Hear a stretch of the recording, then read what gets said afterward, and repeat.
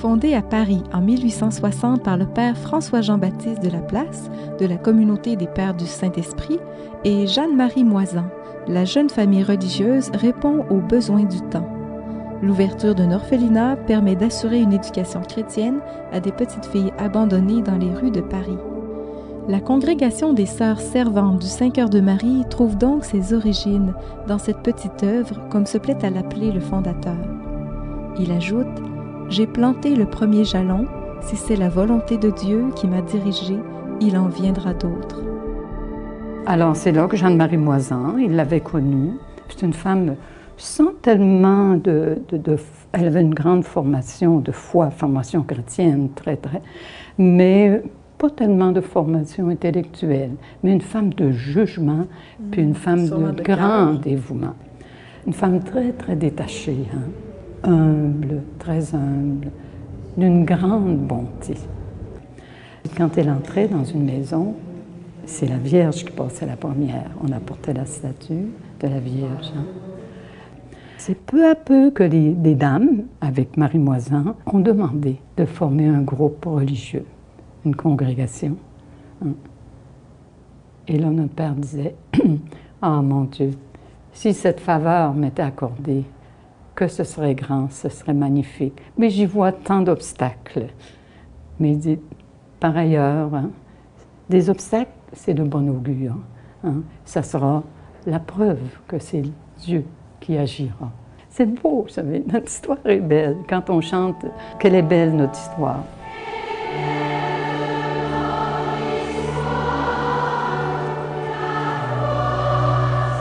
En 1889, des sœurs ouvrent une mission aux États-Unis en Illinois. 3 ans plus tard, en 1892, la congrégation répond à un appel venu du Canada. Les sœurs sont donc accueillies à Saint-Éphrem-en-Beauce. Je pense que tout ce zèle que nos fondateurs avaient dans leur cœur, ça s'est continué chez nos sœurs, chez nous, et dans différentes œuvres. Par exemple, l'éducation a toujours été, on dit vraiment, c'est l'éducation sous toutes ses formes. Ça a été la priorité. Bien, ici, on a l'externat. L'externat maintenant. C'est ça, l'externat Saint-Cœur-de-Marie, à partir de la maternelle jusqu'à la fin du primaire. Du côté de Waterville, dans l'Est, on a une école secondaire. Là, c'est vraiment aussi un pensionnat. Là, c'est vraiment un pensionnat pour des jeunes filles.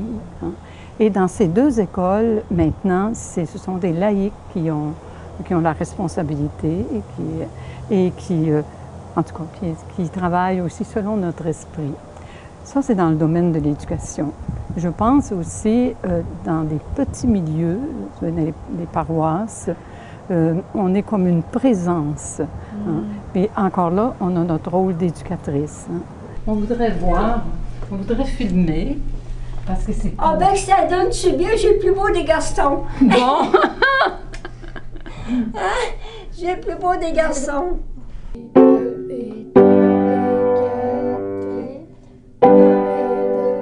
Vous avez évoqué les États-Unis, où il y a davantage la mission dans les hôpitaux. Il y a d'autres pays de mission aussi dans votre communauté. Oui, il y a le Cameroun. Le Cameroun, là aussi, il y a beaucoup de dispensaires pour aider les personnes. Il y a aussi en Argentine, où on a un grand foyer pour les personnes âgées, les personnes, les vieillards, seuls, abandonnés. Ça, c'est à Cuba, c'est une autre histoire, une autre réalité. Et elles sont beaucoup aussi dans l'éducation de la foi. Elles ont la possibilité, elles sont très ingénieuses pour trouver des moyens de faire l'éducation de la foi. Au Chili, c'est un peu dans le sens de l'Argentine aussi, là, il y a beaucoup de sens d'engagement dans le pastoral, engagement des milieux paroissiaux.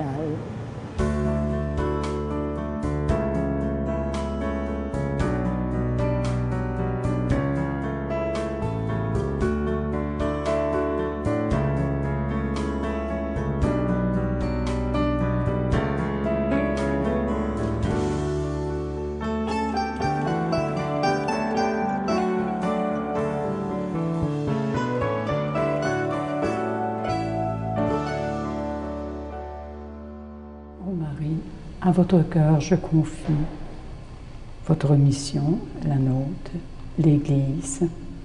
Regardez, puis faites ce que votre cœur vous dira. C'est toute la richesse de notre spiritualité mariale, là, hein. Marie nous conduit à Jésus, et quand on regarde Marie, c'est pour voir Jésus, hein. Quand on la contemple dans ses mystères, dans les mystères de Jésus, c'est pour communier à Jésus, hein. Quand on médite sur les mystères de Jésus, la même chose, c'est pour nous engager. C'est ça notre vraie dévotion, hein. Regarder Marie, communier à son cœur avec Jésus et être servante avec elle.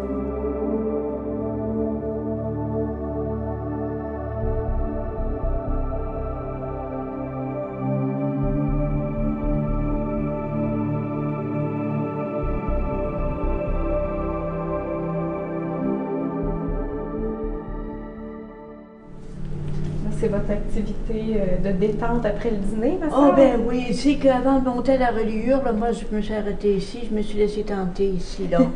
Puis c'est très difficile à part de ça. Qu'est-ce que vous faites à la reliure? À la reliure, je répare les livres de la maison. Ah oui? Ouais. Oui, on a beaucoup d'espérance. Bien sûr que nous vieillissons là, en âge, mais par ailleurs, on a le charisme qui se perpétue à travers la filiation des personnes qui s'engagent dans la filiation. Et même, il y a des personnes, on vit une nouvelle expérience actuellement, pour le laïcat consacré. Je pense aussi à toutes les initiatives qui se prennent en vue pour la gloire de Dieu puis pour l'éducation chrétienne. On a au Canada, entre autres, au Québec, on a plusieurs communautés qui s'offrent, qui ouvrent leurs portes à des jeunes pour vivre un cheminement de foi. Un cheminement, même ne serait-ce qu'un cheminement pour se retrouver. Puis on est intéressé à voir un peu qu'est-ce que vous faites, vous, ici. Moi, ce que je fais, je suis aux archives. Excusez-moi. Oui, bonjour. OK? Bye. Oui. Fait que vous travaillez aux archives, vous Ouais, semblez c'est bien ça, occupé. Oui, c'est les archives de tous mes dossiers sont ouverts. C'est les archives de toutes les sœurs canadiennes. Mon logiciel, c'est Finale, avec lequel je suis capable d'harmoniser pour tous les instruments. Correct? Bon. Bonjour, ma sœur. Bonjour. Qu'est-ce que vous êtes en train de Là, transporter? j'ai eu des crucifix, puis là, je vais demander à la responsable si on les met dans le réservoir ou bien si on les met pour faire une... On a ici tout un château fort de femmes qui ont vécu le charisme, qui aujourd'hui sont de simples lampes du sanctuaire, qui prient et qui soutiennent toutes nos initiatives en ce sens-là. Bon, puis je répète ce que notre Père nous a dit au début de l'œuvre. J'ai planté le premier jalon, et si c'est la volonté de Dieu qu'il en vienne, il en viendra d'autres. Nous attendons du cœur de Marie, qu'elle nous guide et nous inspire, enracinée dans le cœur de son Fils. Pour mieux l'entendre et mieux le suivre, puissions-nous faire de nos vies chaque jour des lieux de joie et de service, et de nos œuvres